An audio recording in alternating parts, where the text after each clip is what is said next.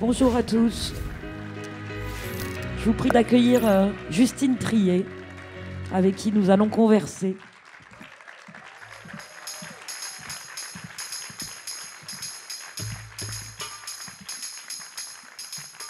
Ça va, Justine? Bon, alors Justine et moi, on se connaît très bien et c'est un nouvel exercice qu'on va faire ensemble. Alors, non, tu veux commencer? Non, je voulais juste dire que j'avais une pensée émue pour Chili González, parce que je trouve que j'avais oublié que c'était sa musique. Et voilà.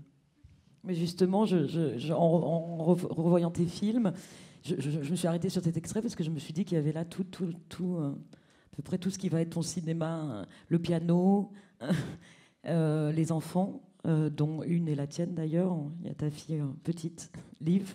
Mais surtout, voilà, et c'est par là que je voulais commencer à discuter avec toi. La discussion, la première question, ça pourrait être, mais pourquoi est-ce que tu filmes les femmes, Justine Triet? Et est-ce que tu dirais qu'elles sont un prolongement de toi-même ou... Bah, oui, je pense que je filme les femmes parce que j'en suis une déjà, évidemment, et que je pense que les femmes et les hommes se sont toujours intéressés à filmer des femmes, finalement. Mais ouais, c'est des femmes aussi, mais c'est évidemment des femmes, mais c'est des femmes qui sont dans des positions toujours de contrariées, dans des situations ambiguës et qui doivent gérer évidemment beaucoup de choses en même temps.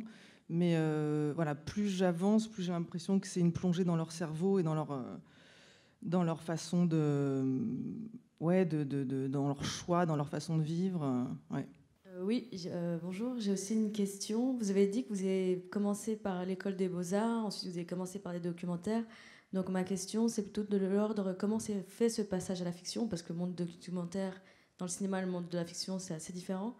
Est-ce que c'était un but aussi de commencer par le documentaire pour aller vers la fiction? Et oui, dernière question. Et comment en fait aussi c'est fait à la rencontre avec le producteur ou les gens qui ont cru en vous pour passer vers la fiction? Voilà, merci.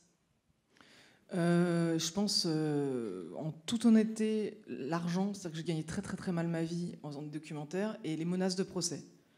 C'est-à-dire que j'ai eu tellement de menaces de procès qu'à un moment donné, je me suis dit, bon, je sais pas, c'est déprimant, je gagne vraiment zéro argent, je suis pauvre, j'ai que des menaces de procès, j'ai plein de rushs dans un ordinateur.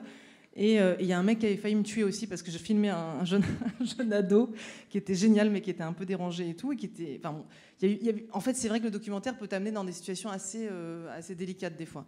Et je me souviens que j'ai fini, j'avais 27 ans, je crois, 28 ans. J'avais besoin d'argent, donc j'étais partie au Brésil. On m'avait mis dans une favela, dans un endroit extrêmement dangereux, etc. Et en fait, là, j'ai fait mon dernier documentaire. J'aime beaucoup ce film, mais c'est vrai qu'il n'était pas du tout vu. Enfin, personne ne l'a vu.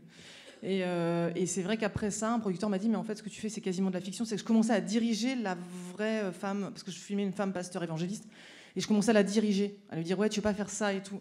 En fait, c'était sa vraie vie, la pauvre, je pouvais pas commencer à la diriger, quoi. Donc là, je me suis dit, peut-être qu'en fait, j'ai vraiment envie de faire des films, mais que je me suis jamais imaginé, parce que c'est trop grand pour moi, c'était trop inimaginable, etc.